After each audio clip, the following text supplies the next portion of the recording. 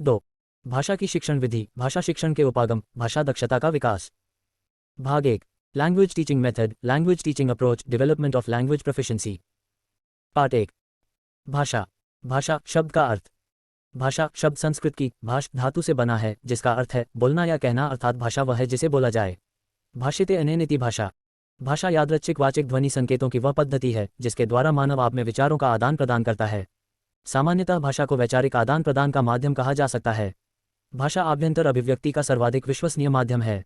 यही नहीं, वह हमारे आभ्यंतर के निर्माण, विकास, हमारी अस्मिता, सामाजिक सांस्कृतिक पहचान का भी साधन है।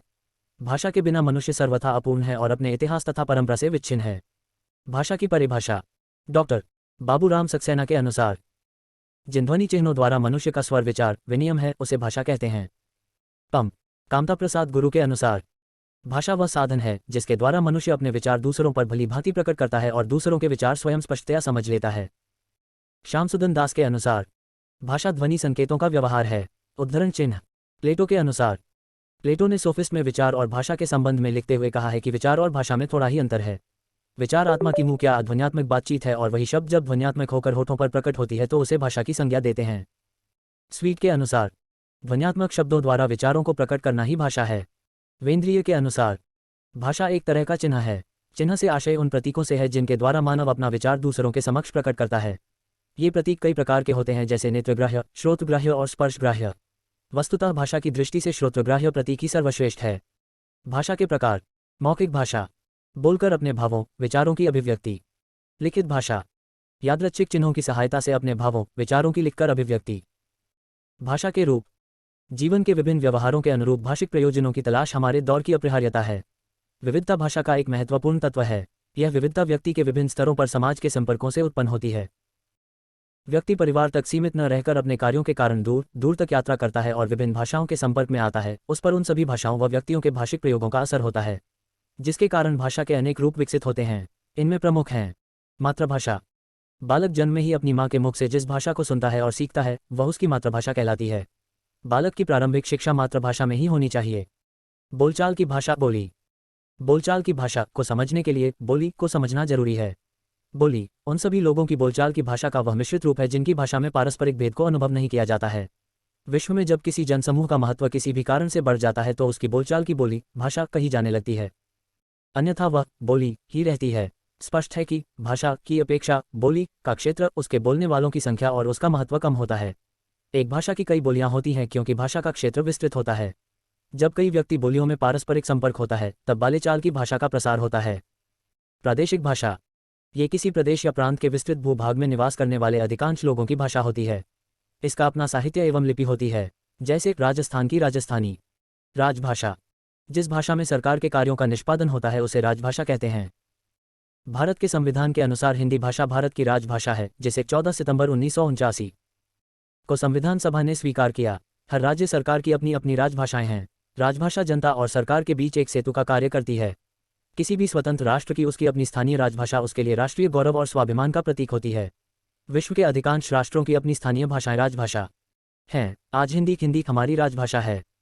भारतीय संविधान में राज्यों और केंद्र शासित प्रदेशों के लिए हिंदी के अतिरिक्त 22 अन्य भाषाएं राजभाषा के रूप में स्वीकृत की गई हैं। राज्यों की विधानसभाएं बहुमत के आधार पर किसी एक भाषा को अथवा चाहें तो एक से अधिक भाषाओं को अपने राज्य की राज्यभाषा घोषित कर सकती हैं। राष्ट्रभाषा, देश के विभिन्न भाषा भाषियों में पारस्परिक विचार विनिमय की भाषा को राष्ट्रभाषा कहते हैं। राष्ट्रभाषा को देश के अधिकतर नागरिक समझते हैं, पढ़ते हैं या बोलते हैं। किसी भी देश की राष्ट्रभाषा उस देश के नागरिकों के लिए गौरव, एकता, अखंडता और अस्मिता का प्रतीक होती है। महात्मा गांधी ने राष्ट्रभाषा को राष्ट्र की आत्मा की संज्ञा दी है। एक भाषा कई देशों की राष्ट्रभाषा भी हो सकती है, जैसे अंग्रेजी आज अमेरिका, इंग्लैंड तथा कनाडा इत्यादि कई देशों की राष्ट्रभाषा है। संविधान में हिंदी को राष्ट्रभाषा का दर्जा तो नहीं दिया गया है, लेकिन इसकी व्यापकता को देखते हुए इसे राष्ट्रभाषा कह सकते हैं। महात्मा गांधी जी के अनुसार किसी देश की राष्ट्रभाषा वही हो सकती है जो सरकारी कर्मचारियों के लिए सहज और सुगम हो, जिसको बोलने वाले बहुसंख्यक हों और जो पूरे देश के लिए सहज रूप में उपलब्ध हो। संपर्क भाषा, अनेक भाषाओं के अस्तित्व के बावजूद जिस विशिष्ट भाषा के माध्यम से व्यक्ति राज्य तथा देश विदेश के बीच संपर्क स्थापित किया जाता है उसे संपर्क भाषा कहते हैं। एक ही भाषा परिपूरक भाषा और संपर्क भाषा दोनों ही हो सकती है। आज भारत में संपर्क भाषा के तौर पर हिंदी, जबकि अंतर्राष्ट्रीय स्तर पर अंग्रेजी संपर्क भाषा के रूप में प्रचलित है। मानक भाषा, भाषा के स्थिर तथा सुनिश्चित रूप को मानक या परिनिष्ठित भाषा कहते हैं।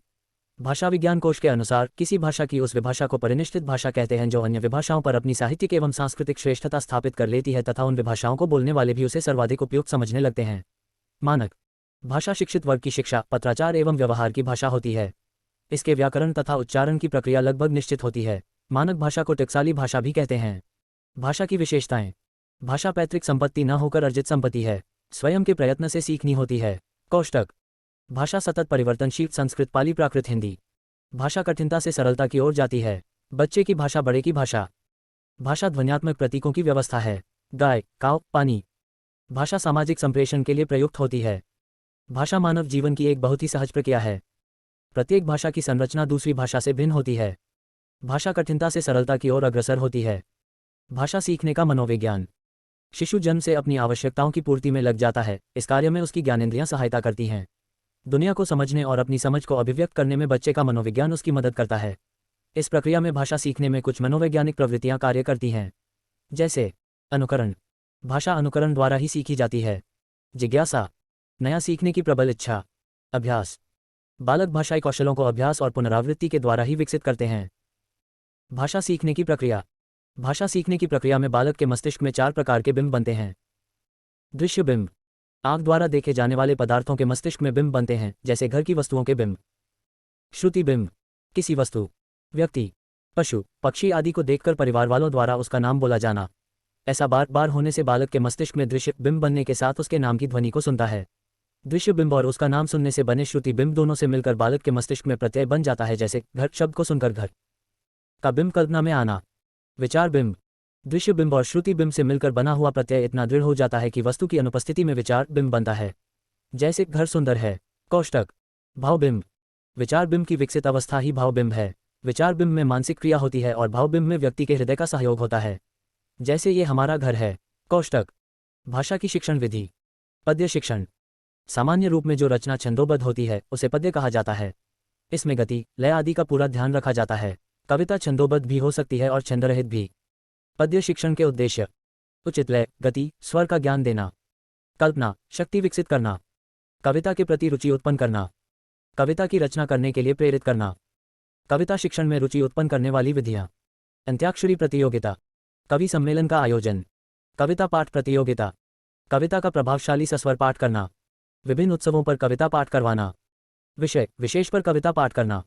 कविता पाठों के प्रकार: बोध पाठ, वे कविताएं जिनमें कठिन शब्द अधिक होते हैं, जिसके कारण छात्र रसानुभूति तक नहीं पहुंच पाते हैं, अतः उनका शिक्षण बोध पाठ द्वारा कराया जाता है, अर्थात बोध पाठ में आए कठिन शब्दों का अर्थ बताया जाता है, कविता का अर्थ बताया जाता है, कविता का सरलीकरण किया जाता है। रसपाठ, रसपाठ अर्थात कविता को बार बार लय गतिपूर्वक पढ़कर रस लेना। जिन कविताओं का बोधपाठ व सरलीकरण हो चुका है उसके बाद रसपाठ किया जाता है, ताकि छात्र उससे सहज ही रसानुभूति तक पहुंच सकते हैं। पद्य शिक्षण की विधियां: खंडान्वय विधि, वाचन, खंडों के प्रधान और अर्थ, संपूर्ण पद्यांश का अर्थ, बोध विधि, अध्यापक द्वारा वाचन, छात्र द्वारा अनुकरण, वाचन, अर्थ ज्ञान। गीत विधि, अध्यापक द्वारा बालगीत, छात्र द्वारा अनुकरण। अभिनय विधि, अभिनय प्रधान बालगीत, अंक, संचालन के साथ अध्यापक द्वारा गीत गाना और छात्र द्वारा अनुकरण। व्याख्या विधि, वाचन, अर्थ, अंतर्कथाएं, पृष्ठभूमि, व्याख्या। गद्य शिक्षण, भावों, विचारों, तथ्यों को सर्वमान्य एवं दैनिक उपयोग की भाषा में कलात्मक एवं प्रभावशाली ढंग से प्रस्तुत करना।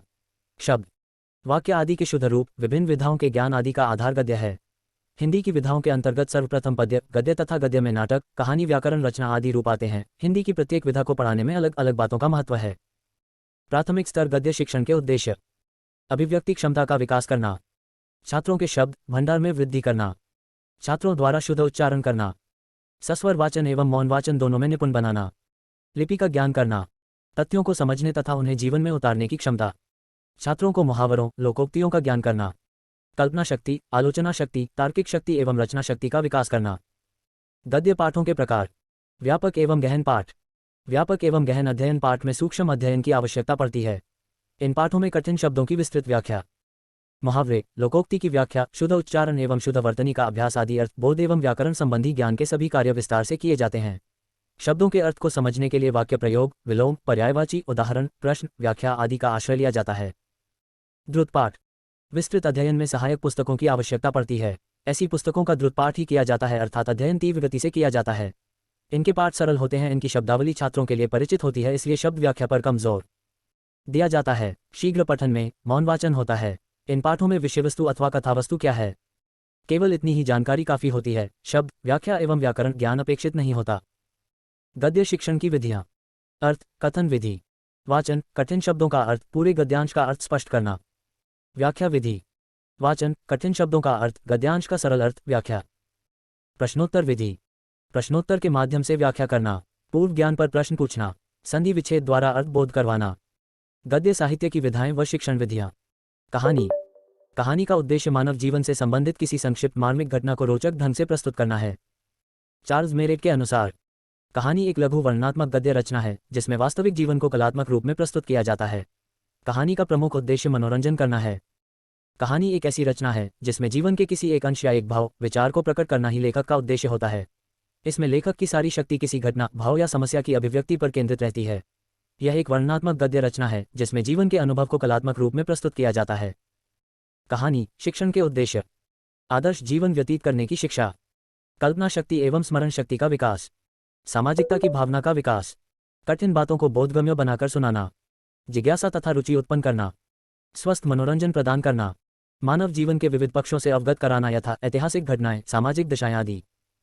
कहानी शिक्षण की विधियां। मौखिक कहानी कथन विधि। मौखिक कहानी सुनाना। चित्र प्रदर्शन विधि। चित्र के माध्यम से और पूर्व ज्ञान से जोड़कर प्रश्नोत्तर करते हुए कहानी पढ़ाना। प्राथमिक स्तर पर सबसे अधिक उपयुक्त विधि है अधूरी कहानी पूर्ति विधि। कुछ शब्द या वाक्य रूपरेखा देकर बालकों से कहानी पूरी करवाना। वाचन विधि। अध्यापक द्वारा पूरी कहानी का वाचन पश्चात छात्रों द्वारा वाचन।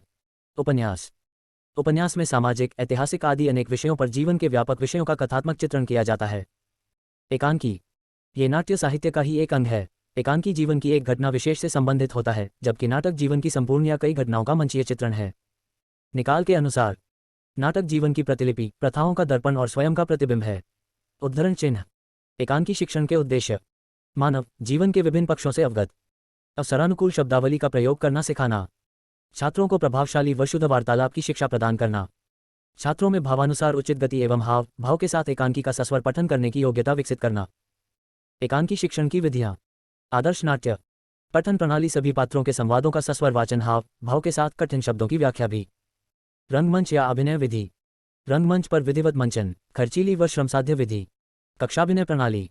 कक्षा में बिना साज सज्जा के संवाद व अभिनय, ये सबसे उपयोगी विधि है। अर्थकथन विधि। अध्यापक द्वारा सस्वर वाचन, अनुकरण वाचन, अर्थ। व्याख्या विधि। पठन करते हुए व्याख्या, प्रश्नोत्तर का सहारा लेकर। जीवनी। किसी अन्य व्यक्ति द्वारा किसी व्यक्ति विशेष के जीवन संबंधी परिस्थितियों का विस्तृत वर्णन होता है। प्रेरक प्रसंग। महापुरुष, आदर्श व्यक्तियों के जीवन के कुछ ऐसे प्रसंग जिनसे नैतिक मूल्यों आदि की प्रभावी प्रस्तुति की जाती है। आत्मकथा। स्वयं व्यक्ति विशेष अपने जीवन की परिस्थितियों एवं अनुभवों को लिखता है। संस्मरण। अतीत में अपने जीवन के संक्षिप्त अनुभव को व्यक्त करता है। रिपोर्टाज। यह अंग्रेजी शब्द रिपोर्ट से बना है। इसके अंतर्गत लेखक अपनी देखी हुई घटनाओं का प्रत्यक्षदर्शी की तरह कलात्मक वर्णन करता है। रेखाचित्र। किसी घटना या दृश्य का लेखनी की सहायता से कम शब्दों में चित्र साकार करना रेखाचित्र कहलाता है। व्याकरण। व्याकरण ऐसा शास्त्र है जो ये बताता है कि किसी वाक्य में कौन सा शब्द कहाँ रहना चाहिए। वही भाषा के सर्वमान्य रूप का संरक्षण करती है। भाषा में वाक्य, वाक्य में शब्द और शब्द में वर्णों की स्थिति का निर्धारण व्याकरण की सहायता से ही होता है। इस तरह व्याकरण का काम है भाषा पर अनुशासन रखना। व्याकरण शिक्षण के उद्देश्य। भाषा की अशुद्धता को समझकर शुद्ध भाषा का प्रयोग सिखाना। लिखित अभिव्यक्ति को शुद्ध बनाना। वाक्यों में शब्दों का ज्ञान, अर्थ व उनका पारस्परिक ज्ञान कराना। छात्रों को विभिन्न ध्वनियों का ज्ञान देना। व्याकरण शिक्षण के पाठ रूप। औपचारिक व्याकरण पाठ। इसमें व्याकरण के किसी सूत्र या नियम की जानकारी देने हेतु इसके सिद्धांत पर अधिक बल देते हैं। पहले नियम बाद में उदाहरण। इसकी शिक्षा कक्षा 6 से पहले नहीं दी जानी चाहिए। व्यवहारिक व्याकरण पाठ। व्याकरण के नियमों की विधिवत शिक्षा दिए बिना भाषा के शुद्ध रूप का ज्ञान कराना। व्याकरण का व्यवहारिक या प्रयोगात्मक रूप में प्रयोग अर्थात बच्चे के सामने अध्यापक द्वारा सर्वमान्य एवं व्याकरण सम्मत भाषा का प्रयोग किया जाए ताकि बालक शिक्षक के भाषा व्यवहार से ही व्याकरण का ज्ञान प्राप्त कर सकें। व्याकरण शिक्षण की विधियां। निगमन विधि। पहले नियम बाद में उदाहरण प्रस्तुत किए जाते हैं। आगमन विधि। निगमन विधि से एकदम विपरीत, पहले उदाहरण फिर नियम खोजना उपयुक्त विधि है। आगमन निगमन विश्लेषणात्मक विधि। पहले उदाहरण फिर नियम निर्धारण और फिर उदाहरण द्वारा उस नियम की पुष्टि। उदाहरण से नियम की ओर फिर नियम से उदाहरण की ओर, ये सर्वोत्तम विधि है। सूत्र विधि। व्याकरण के नियमों को सूत्र रूप में प्रस्तुत करने के बाद उदाहरण द्वारा स्पष्ट करना। पाठ्यपुस्तक विधि। पुस्तकों में नियम, उदाहरण, अभ्यास प्रश्न, इसमें भी नियमों पर बल। रचना शिक्षण। रचना का शाब्दिक अर्थ है निर्माण करना, सजाना अथवा संवारना। किसी भी माध्यम से भावनाओं और विचारों की कलात्मक एवं व्यवस्थित अभिव्यक्ति को रचना कहा जाता है। ये दो प्रकार की होती है। मौखिक रचना, लिखित रचना। रचना शिक्षण के उद्देश्य: अभिव्यक्ति में मौलिकता लाना, भाषा के मौखिक रूप पर अधिकार करना, शुद्ध उच्चारण के साथ सर्वमान्य भाषा का प्रयोग करना, अवसर के अनुकूल शब्दावली का प्रयोग करना, उचित गति से सुंदर स्पष्ट लेख लिखना, निरीक्षण, तर्क, कल्पना शक्ति का विकास करना। अच्छी रचना, अपेक्षित गुण व विशेषताएं। मौलिकता, भाषा सुबोध, विषयानुकूल, विचार भाव का उचित क्रम में विकास, विचारों में विरोधाभास नहीं, वर्तनीक, शुद्ध उच्चारण, विराम चिन्हों का प्रयोग, वाक्य विन्यास ठीक, लेख साफ व सुंदर हो। रचना, शिक्षण को रुचिकर कैसे बनाएं?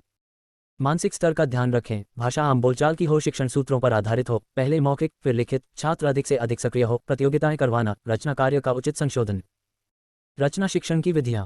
प्रश्नोत्तर विधि: जिस विषय पर रचना कार्य कराना हो उससे संबंधित प्रश्न पूछकर विषय को स्पष्ट करना, प्रश्न क्रम से पूछे जाएं। खेल विधि: खेल के माध्यम से रचना करना सिखाना, शब्दों को जोड़ना, वाक्य बनाना आदि। देखो और कहो विधि: चित्र, वस्तु दिखाकर क्रम से प्रश्न पूछना। चित्र वर्णन विधि: रचना से संबंधित चित्र बच्चों के सामने प्रस्तुत करके प्रश्न पूछकर। रूपरेखा विधि: संबंधित विषय की संक्षिप्त रूपरेखा देकर रचना करवाना।